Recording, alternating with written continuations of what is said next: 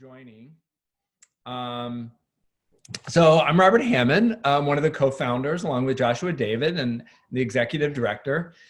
This is our first ever virtual event. I think ever, maybe even since we closed, but also just ever.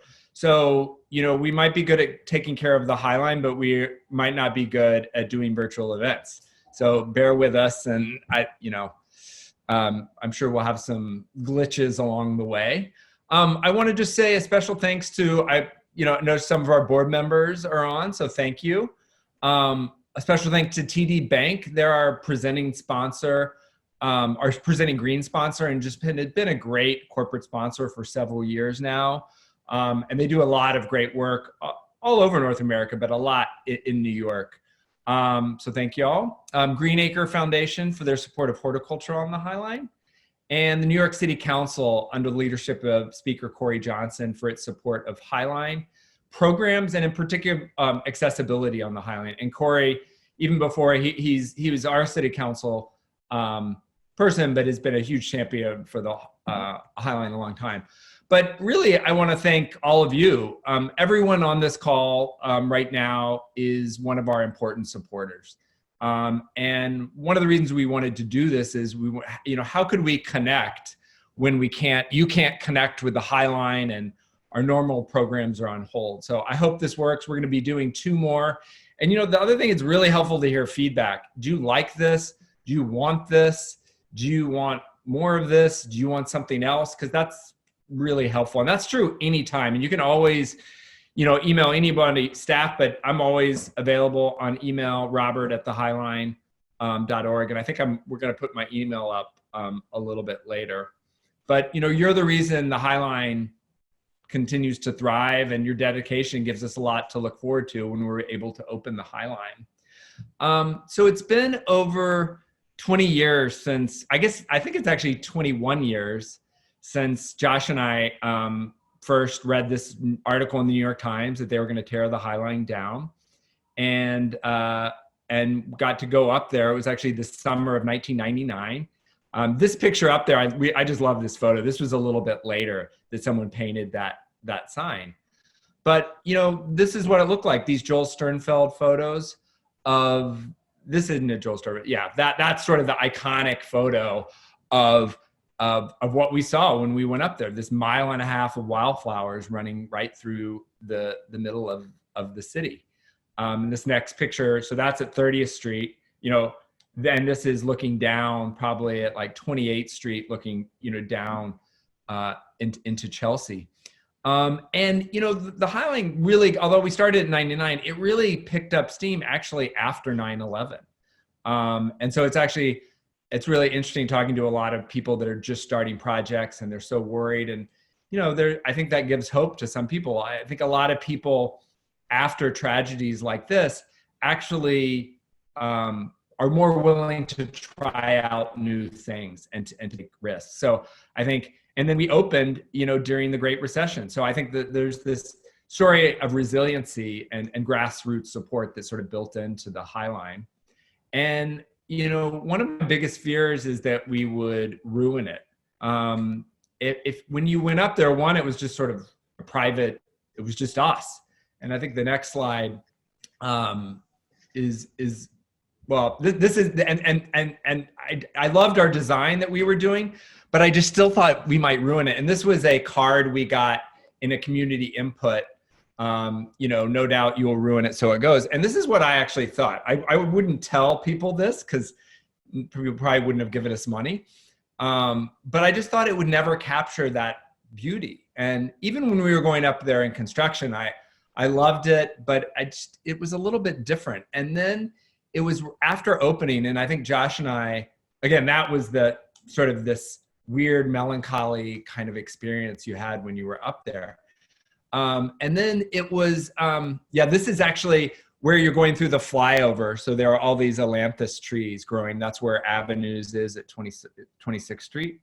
And it really was on that first day that we opened that we walked up there, and it was the people on the Highline that really gave it its new magic.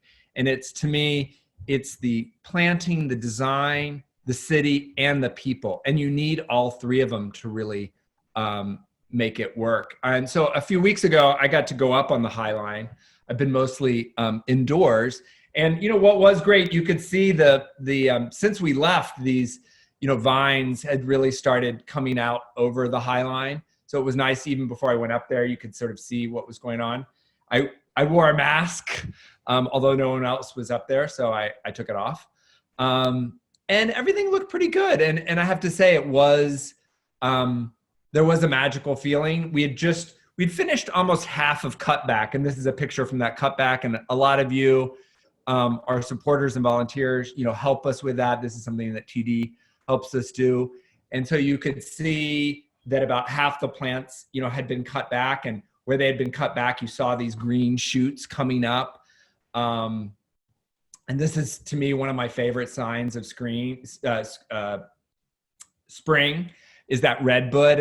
And this, you know, I guess I was much more attuned to these and to the nature that I think I normally am. But I love this sort of architectural element of these vines, you know, that have now been growing almost for 10 years. And, you know, people always ask me, oh, do you realize how magical the High Line is? And I say yes, but I really sort of think no, because it's sometimes just my job. And it really, I was able to see and experience that again, partly just from not being up there.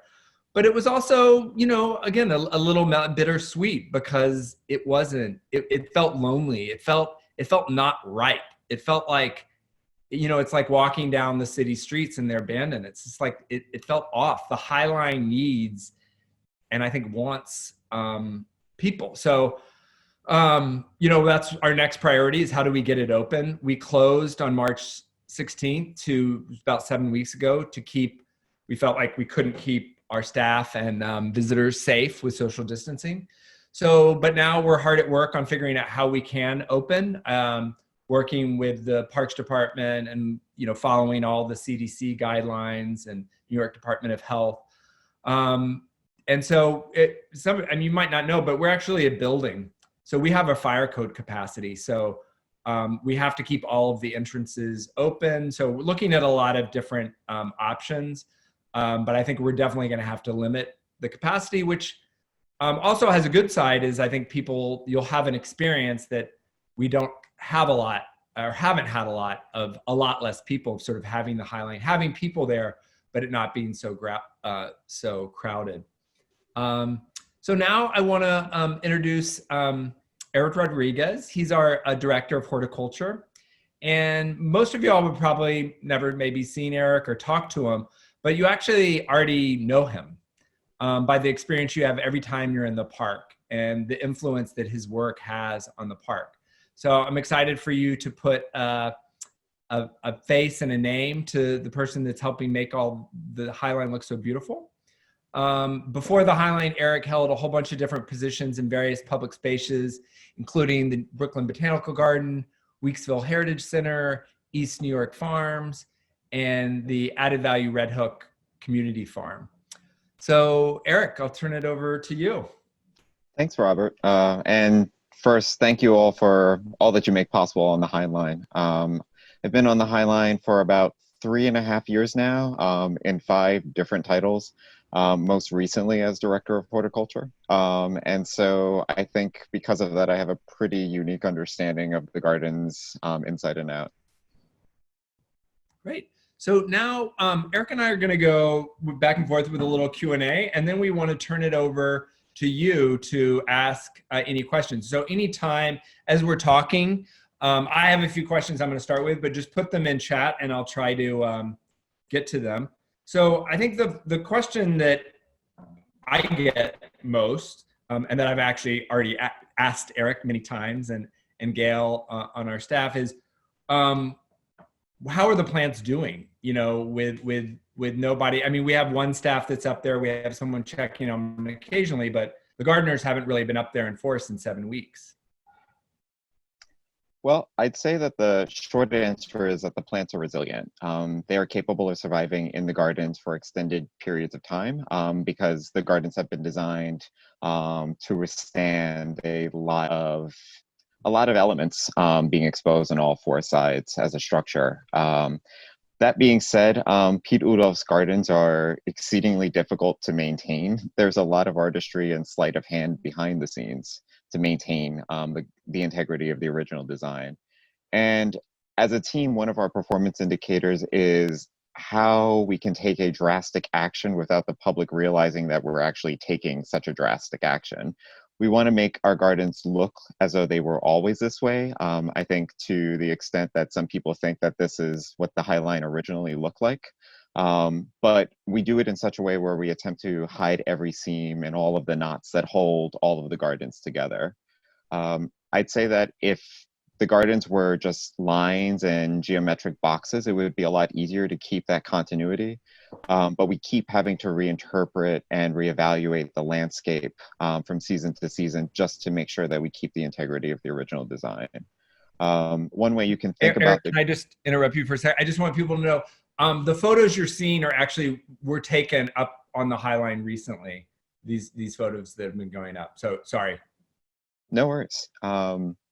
So I'd say that also one way to think about these gardens and all gardens generally are that they're children that grow up and they evolve in different ways. And they're at different stages in their development. For example, the Galesburg Woodlands, which is the woodland that's at the Galesburg Street entrance at the southern end of the park, is an adolescent. It's in a very different stage of its maturity from the rest of the gardens, in particular the new Spur at 30th Street, which is our newest garden. So one of the questions that just came in is why aren't gardeners going up there? Which is a great question. The governor has said that Parks Department gardeners, which we technically fall on, although our gardeners are Friends of the High Line employees, are not essential workers. So right now we're not able to go up there. We're in talks about when that's going to be able to change. So even if they socially distance, which would be very easily, legally they're not allowed up there right now. So just on Pete, one time or right before we opened, I said, Pete, can I call this a natural landscape? And he said, actually, there's nothing natural about it. It's idealized nature. And that sort of took me aback. I was sort of surprised. Can you sort of talk about that and explain that a little bit? Yes, definitely. I'd say that horticulturally, it's an orchestration. There really isn't anything natural about the Highline Gardens. We describe them as naturalistic. First, to start, the Highline isn't a traditional park. When you think about it infrastructurally, it's 30 feet in the air. We have various soil depths in some places, 6 inches or less.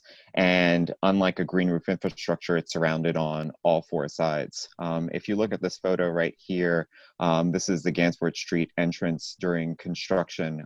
There's a steel Core-10 planter on the right side, which holds fully mature birch trees at this point. But that's 18 inches of soil on a good day. So infrastructurally, it's not natural at all, but we maintain the aesthetic and the feeling and the mood and the ambiance of it. Pete likes to describe it as being better than nature. We try to think through how he evokes those feelings and those moods through his art. And as interpreters of that, we are constantly thinking through that. I'd say when I am giving tours of the Highline to people, I like to tell people to think about walking through the High Line and as you transition from one garden zone to the next, as though you're walking across the North American continent. So many plantings are Pete's selections and our selections to reference real life transitional zones between different ecosystems and ecologies in the United States. For example, the bur oaks that are in between the 10th Avenue Square and the Chelsea grasslands. Here are some bur oaks right here. These are natural transition species between savannas and tall grass prairies in the Midwest. So to that end, Pete's designs are intended to reference real life places, but they're never really intended to mimic or imitate or to copy. They're always meant to be evolving and adapting to give you a sense of real life place, but unique to, in this case, to the High Line. You mentioned that the gardens are doing really well. If it is, then why do we need 10 gardeners? If it is such a if it is so resilient. Well, because to what I was saying earlier about tying all the knots and the seams together, horticulturally, it's a massive undertaking. Right now it's May, and this would be the height of our planting season. We would be planting at least 8,000 new perennials, which is something we do every season, not including woodies, trees, shrubs. Um, Planting season is a massive undertaking to be able to achieve it in a month, and that's just 1 month out of a 12 season garden. And also something to note about Pete's designs is that they're designed to be 12 seasons of interest. Um, we do have some photos of some of our gardeners. Not sure if that slide deck is up. Oh, can you just talk about these the photos of the what is that, 16th Street, 17th Street? Yeah, this is the Northern Spur Preserve. And I think this is a really good example of we get a lot of questions about weeds, and some things that I like to talk about is that our gardens are very weedy, and most of them are the plants that we intentionally planted. Part of Pete's design is to add plants that are self-sowing, that colonize spaces readily. And so we're constantly micro-editing and shifting plants, just experimenting with the aesthetic to keep evolving the change in the landscape while not being beholden to the original design, but making sure that we keep the integrity of it. And the Northern Spur, I think, is a really great garden to talk about mass plantings of plants that are very aggressive and how they take over space and how they remain resilient.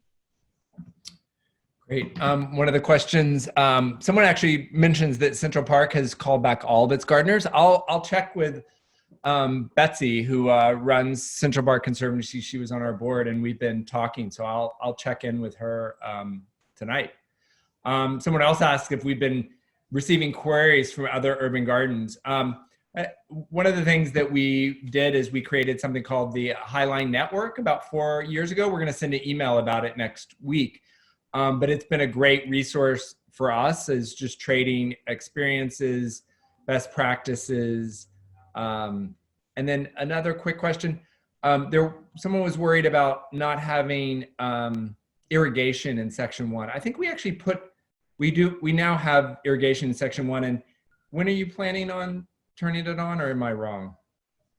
We are working through a plan to switch through irrigation. I'd like to say, however, I think warm weather oftentimes deceives people into thinking that we are outside of our normal schedule.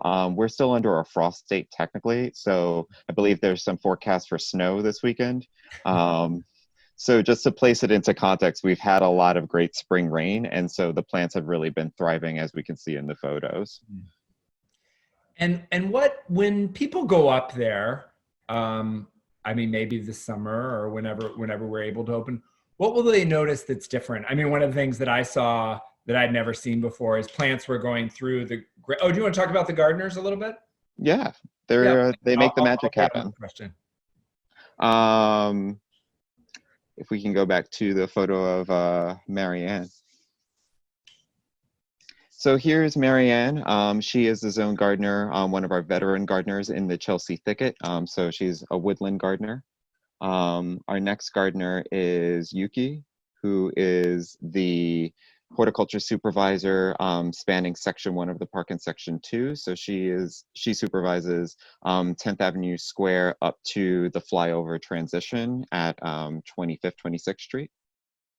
Next up is Taryn, who was a zone gardener, then a horticultural supervisor for section 3 of the park, including the new Spur, and is now the horticulture manager, so she works very closely with me now on some of the strategic planning and the longer term objectives and goals of the department. And then lastly, but not leastly, this is John, who is another one of our veteran gardeners. He is the horticulture supervisor for the lower part of section 1 of the park, which includes the Galesburg Woodlands at the Galesburg entrance, the Washington grasslands, the Sun Deck, and the Hudson River overlook at 14th Street. And so they are, like I said earlier, responsible for interpreting the complications and nuances of Pete's designs. Like I said, the Highline is not a traditional park horticulturally in any way, shape, or form. And so I think to the question that you asked earlier about why we need 10 to 11 full-time year-round gardeners on staff, or could we, I think more to the point, operate the park with a skeletal crew of gardeners? I would say we could, but it wouldn't be Highline horticulture. It wouldn't be what the gardens are known for. It would actually probably look from a maintenance perspective a lot closer to the median plantings of the West Side Highway. Our gardens are internationally celebrated, and we have an exceedingly talented group of horticulturalists who serve as curators within their own garden zones. And as a part of the process we maintain with Pete Ulof, who we still work with and remain in consultation with, we are interpreting the work of a living artist who intended these landscapes to always change over time. These gardens were never intended to be static, precious objects in that way. Great. So then my earlier question was just what do people are gonna, this is what I saw, you know, which is I've never seen the plants coming up through the grading of the flyover. But what are changes people are gonna notice when they go up next? In some ways, you'll notice, at least what we notice horticulturally, you'll see that some plants did exceedingly well and some other plants that did not do so well. And we see that in the park predictably from one season to the next. Changes that we're going to make once we get back to the park, in order to maintain that same sense of similar aesthetic, we're going to evolve the landscape and we're going to make it even more resilient. We're going to change some of the plantings, but maintain a similar sense of place through the plantings. Honestly, we always thought that it would be a hurricane that would keep us out of the garden, another Superstorm Sandy type event. But we now know the kinds of things we're up against, or it may be better stated, we now know to prepare against things that we can't necessarily predict as readily. And we want to plan for this and other scenarios again, while also keeping the gardens cost effective. So and Eric, we have, go ahead. Robert. I was just going to say that to that, we have a lot of experience predicting, for lack of a better way of saying it, catastrophic events to the gardens, because we've had a lot of experience observing construction sheds. We've had blocks long of gardens that were covered in construction sheds that in these spaces, plants are deprived of water and light, sometimes for 3 or more years at a time.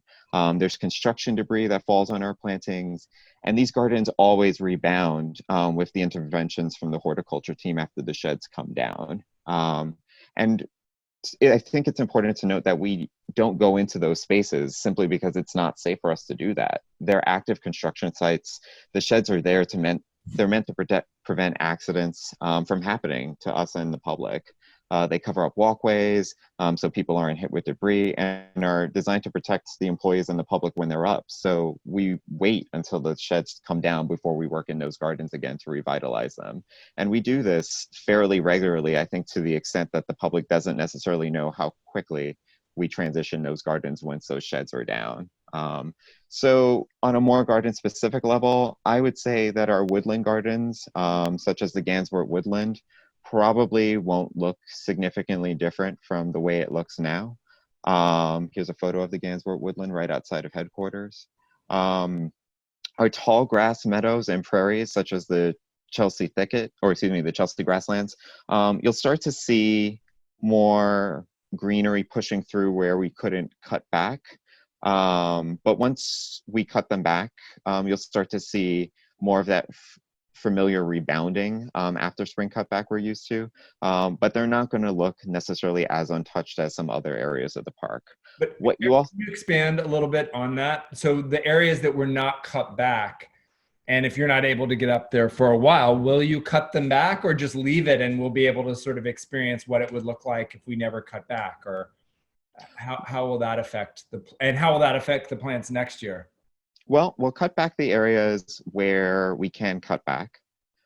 There's still some construction sheds. For example, there's a 3-block long one in the Chelsea grasslands right now near 17th Street, where we won't cut back, again, because it's not safe for us to. And then we might experiment a little bit. In John's section in the Galesburg Woodland, Washington grasslands, there was a construction shed that was up near the Standard Hotel where we didn't cut back that season, and it turned out that the plants didn't look significantly different from they did in the season before.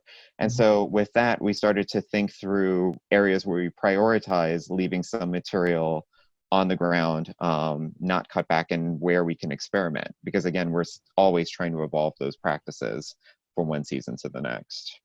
So Eric, I don't want to embarrass you, but I will. So you have an admirer in California, Eric, who wrote, Eric is poetic in his storytelling. Is there something that is published that shares this in the written word? So I think, Eric, you've written some blog posts, but I think it's something we maybe need to work on, is to get you to sort of put some of this down in writing. Yeah, I can't say I have much in writing, but it's definitely something we can explore. I will say, on a more generalist sense of poetics about Highline Gardens, Gardens of the Highline is a really spectacular book, and really does feature the horticulturalists in an up-close, personal way, to understand their artistry and their craft behind the scenes. That's Pete's book. Mm-hmm. Yeah, he works a lot with our gardeners on that. One of my favorite plants on the Highline is the smoke bush, because I feel like it just looks like a fairy tale or Dr. Seuss, kind of wild. And I remember, like, I think it was in the second or third year we were open. One day I went out there and they had all been just cut to the stumps. And I, was panicked. I just couldn't imagine what had happened. And then they said that to keep them healthy, they have to do that.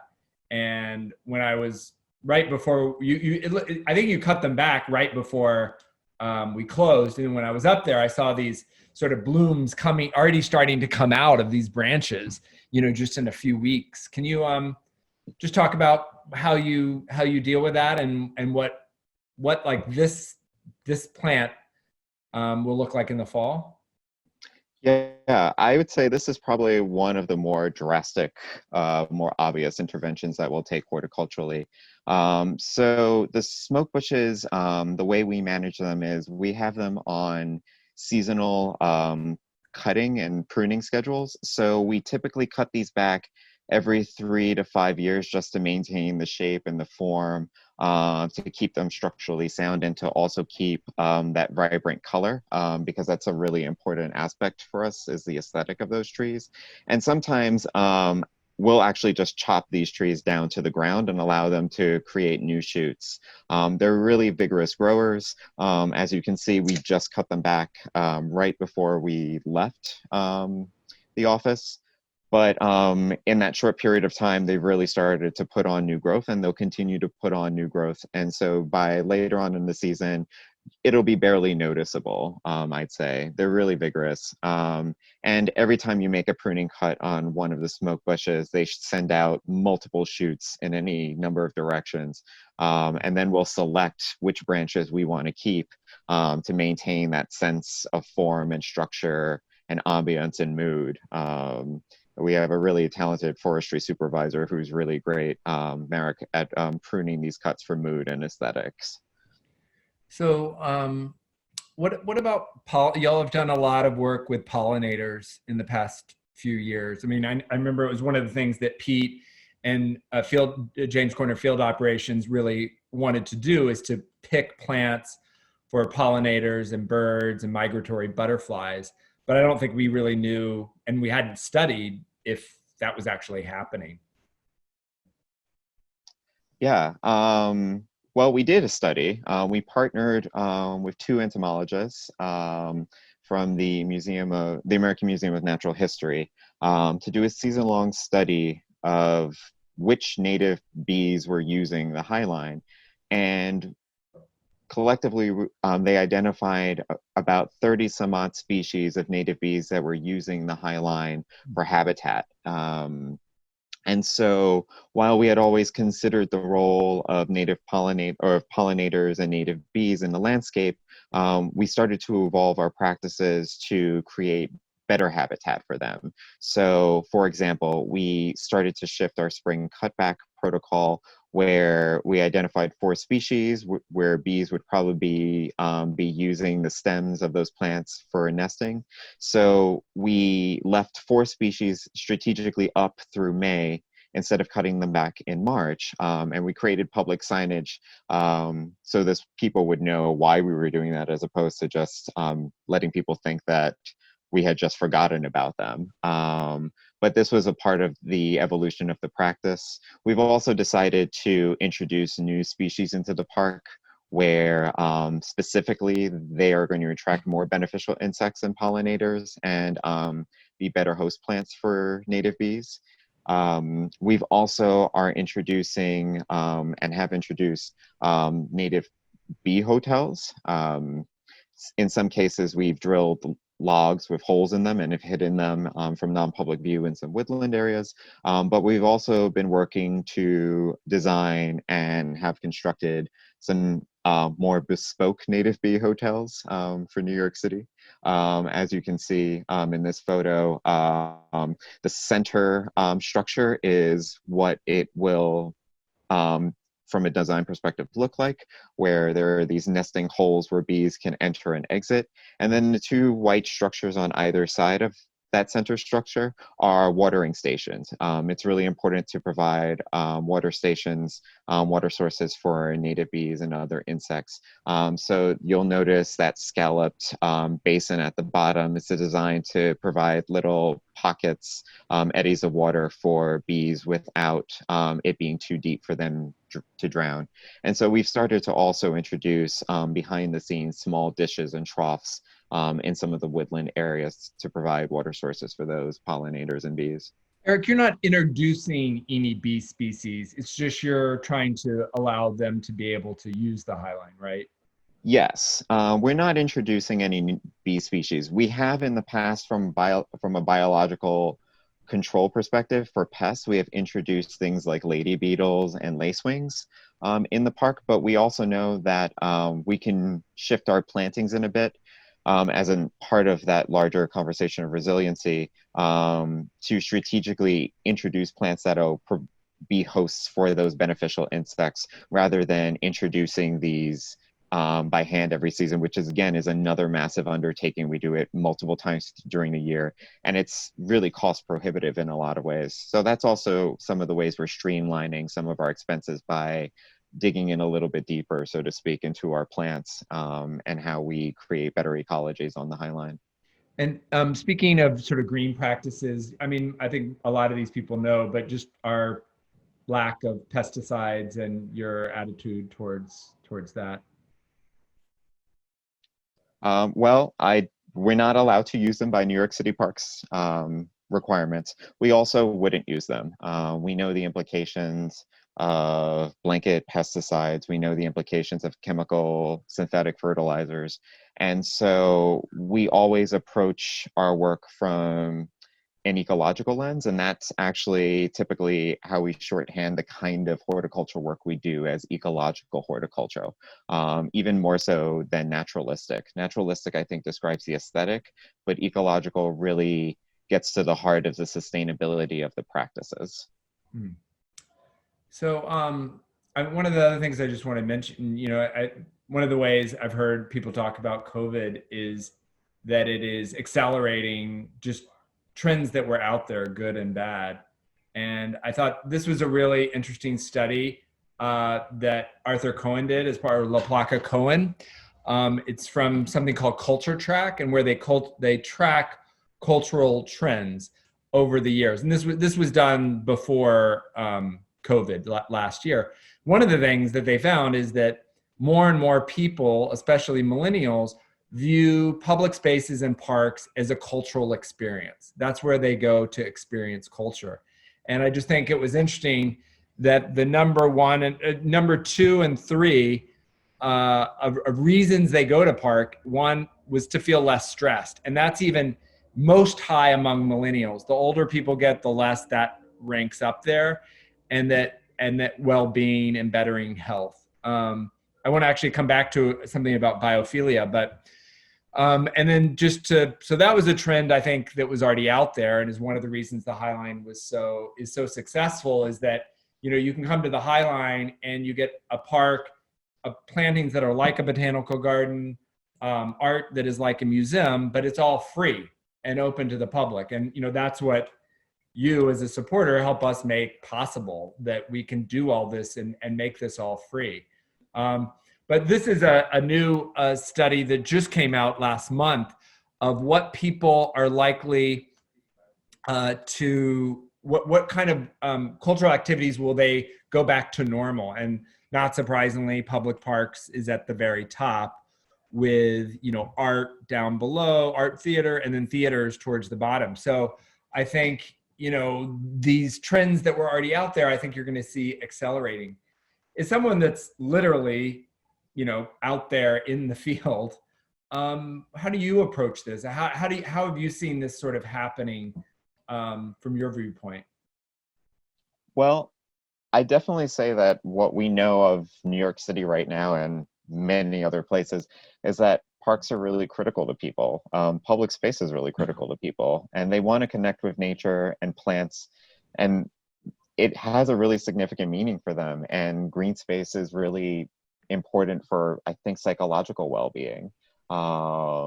It's a way to connect with the living in ways that I think are really difficult for a lot of people right now, when they're more isolated socially. So now I want to move. Y'all have been sending in questions, which is great, but I want to, I sort of got my main questions.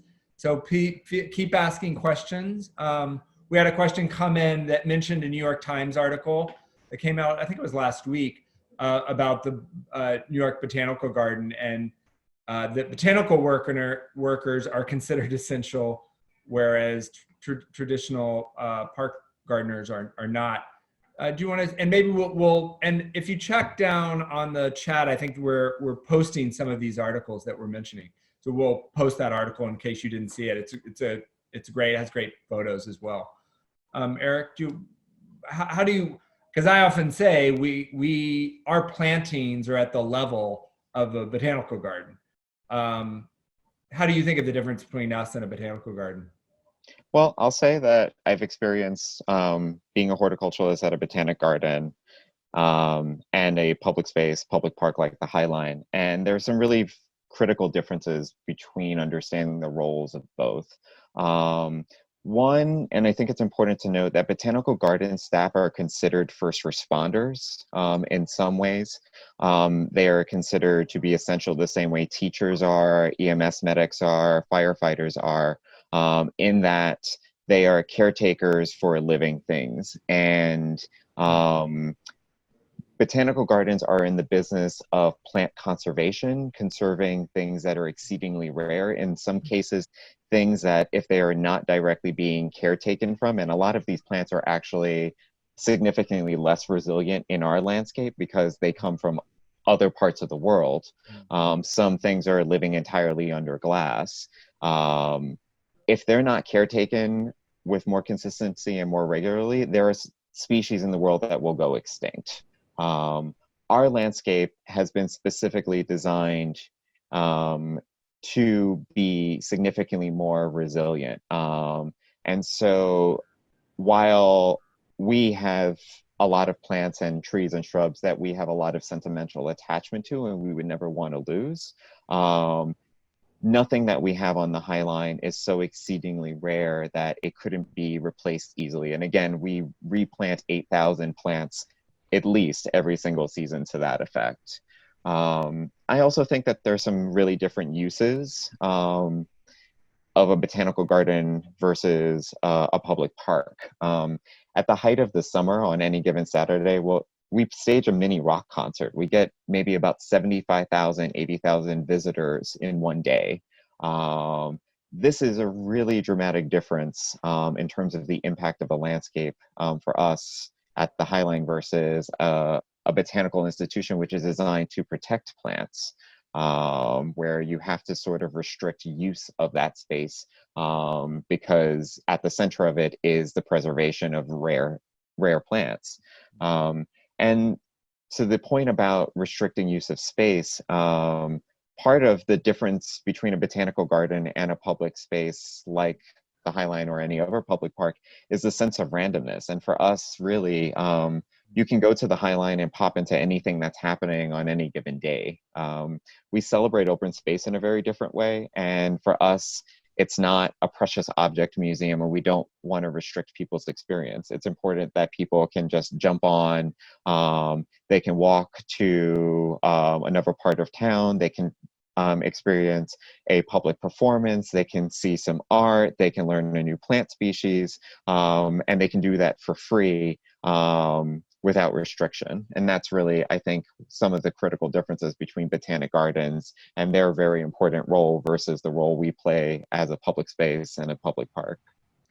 I've never heard that analogy of the Highline as a rock concert. The number of people at a rock, probably more than the people that go to a Madison Square Garden rock concert we get in one day.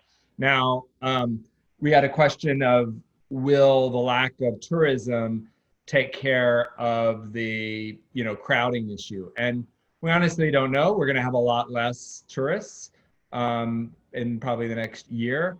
But we also think there's going to be a lot of pent-up demand of New Yorkers.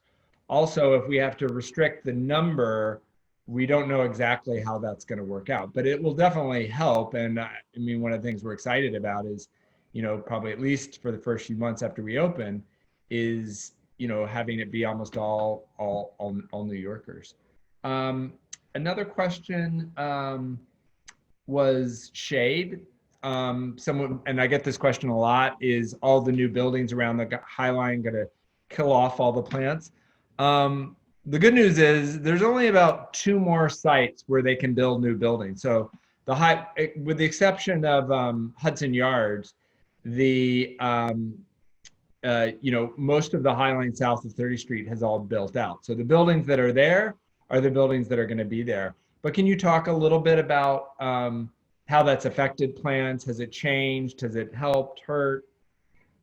Oh, definitely. And again, talking to the point of the resilience of the gardens, they're not naturally resilient. I mean, they were planted out with a particular framework of resiliency, but that design is always constantly having to shift. And so some of the pressures we've seen in recent years have been more reflective glass glare and heat intensity on the landscape, which some plants thrive in and other plants burn out a little bit. We have one section of the Galesburg Woodland, one of our species, coral bells, heuchera, will burn out at the height of the summer, and then when the fall rains come, they perk up a little bit when the weather gets a little bit cooler. So part of what we do, and this is something we're already working on when we get back to the park, is we have a new data matrix to observe in a more scientific way which plants did exceedingly well, which ones didn't fare so well, and where we're going to make the transitions from some of those impacts. But to that point of more construction, it changes the amount of light in certain areas. So where that construction shed is around 17th Street, the Chelsea grasslands, that may impact the amount of available light to those gardens. And so what you might see, one possible approach might be, there's a new pop-up woodland that you see there that's just a tiny little woodland that transitions into the grasslands again as such. We can also extend woodlands out. And I think this is actually a really interesting concept for us, both as even more of a challenge facing a traditional green roof, because we're exposed on all 4 sides, is that we maintain a full mature tree canopy going through the west side of Manhattan. We have in function an arboretum cutting through buildings, and I think this is really unique. And so, yes, there'll be changes from adjacent construction. There have been, but again, we're able at this point, through years of observation, to tweak that original design of Pete's to make that transition more seamless visually. Right. We had a question of how many people will you have up on the High Line? We don't know. I mean, we're still working. We're all sort of working through this right now. I mean, some of the things we're also following other places that have already opened. One of the things, China's parks, when they eased social distancing, saw a lot more people go to them. So that's one of the things we're sort of tracking what's happening elsewhere. We got a really great question about so I'll actually read it. So right now we're seeing so clearly how environmental degradation is leading to negative health outcomes from the start of this pandemic to air pollution causing asthma, leading to increased respiratory infections. Can you talk a little bit about the necessity for green spaces like the High Line and the park's impact on public health? On a macro level, how are we useful to the resiliency of the city? Well, I'll say that I'm not a public health expert, though I read a lot about public health. And I would say that some things that we know, we have a lot of trees. Trees sequester carbon, particulate carbon from the atmosphere. We also know that plants provide oxygen. We also know that in areas in public parks, and I do have some experience doing a lot of data analysis in public health. We do know that there's a very strong correlation between areas with public gardens and public parks having fewer incidents of asthma from particulate matters. Also, when you have more green space and more park, I'd say that you start to work with a culture that becomes pedestrian friendly, as opposed to car centric, which also impacts the amount of carbon that you have in the atmosphere, which contributes to a lot of those environmental health issues. But again, not a public health practitioner in any way, shape, or form. Oh, this is a really good question from Irene. She was interested in how you were talking about the birches as adolescents, and could you talk about what he sees as their lifespan in 18 inches of soil? Well, this is, I think, a question we're always asking ourselves. Specifically on the birches, we can expand their lifespan quite a bit because they're multi-stem. And so when one stem starts to fail, or we need to remove it because it just isn't thriving as much, we can cut it back and then train a new stem. And so in some ways, we keep recycling through the same individual tree over and over again. And this is true throughout the High Line. We have a lot of multi-stem trees, specifically because their management is a lot easier, and we can extend it out more. But the honest answer is, for all trees on the High Line, we never really knew or know presently how long a tree will last. I think 10th Avenue Square in the Grove that's by 16th Street is a really good example of it. Those maples there that provide shade under the benches near the sunken overlook, they're in full sun. They're actually shade trees or understory trees. We never thought that they would survive as well as they do. And through, we saw a slide of Yuki earlier, the horticulture supervisor there, and work with our forestry supervisor, Merrick. Those trees are healthy and they're thriving in 4-foot tree pit fiberglass containers. So some of it is just also through the caretaking and the specific techniques that we've implemented. So I would say the long and short is we don't know how long, but we are always surprised and amazed by how long something continues to thrive. And they all seem to be doing quite well. I remember when I first went up, like they planted those oak trees around 18th Street or 19th Street, and they were just these tiny little sickly things. And I just thought, this is ridiculous. These things are not gonna grow. And now, they have real trunks.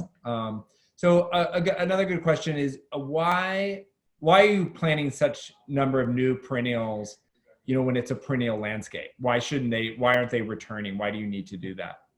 Well, they do return. But again, going back to what I was saying about the mini rock concerts that get staged every season, that translates to 8-9 million visitors a year. And not every visitor is as conscientious about where they step in the park. Part of, I think, the blessing of the curse of embracing both the architecture of the city and the soft edges of the gardens is we get a lot of people who will step into our gardens and trample them to take that perfect selfie. I'd say that people are probably the biggest challenge to maintaining the integrity of the plantings, not because we see sudden drastic plant death. One case in point, when we opened the 30th Street Spur this season, when we saw new higher levels of visitation coming through Hudson Yards, the wildflower field started to be used as an adjacent walking path. And so within a very short span of time, we replanted an entire chunk of that garden. And now it's thriving. But again, the human element is a very strong component of it, necessarily than whether or not the plants do well by themselves. Okay, for a last question, just a small question. How will the Highline, what's your approach to climate change, or what effects do you think it'll have on the Highline? How are you looking to approach that? I'd say it's already a part of the way we approach ecological horticulture and thinking through the adaptations of the landscape from one season to the next over the course of many years. So when we think through, and this is something as a team we're thinking through right now when we get back to the gardens, is which plants did the best in drought conditions. So we think through the extremities rather than the specifics of a particular phenomenon like warming. So we anticipate that it's going to be hot and we're going to get hot air conditions. We also anticipate that winter on the Highline, again, we're right by the Hudson River and exposed on four sides, we get extreme winters as well. We know we're going to get reflective glare. We know that we also might get inundated with floods and superstorms. So we just approach climate change from the perspective of we're going to prepare for everything and all terrible things that could possibly happen to the landscapes environmentally. And we just integrate that as a part of our plant selection and the techniques that we use in the gardens. Great. Eric, this has been great. I've learned a lot. Any last words or things that you want to leave people with? Well, first, thank you all for helping make the Highline such a wonderful, magical place. It's been a real pleasure for me running between urban farming and botanical garden work. I've never worked in a horticultural setting as wonderful as this in some ways.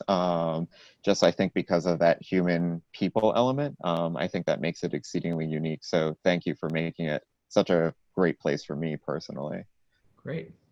And we've talked a lot about resiliency today in our gardens, but it's really this community who's on this call, that make it all possible. We started as a grassroots effort, and as we plan on opening, we hope the Highline can be a part of that, our city's resiliency going forward. And, your support is going to help us be able to thrive.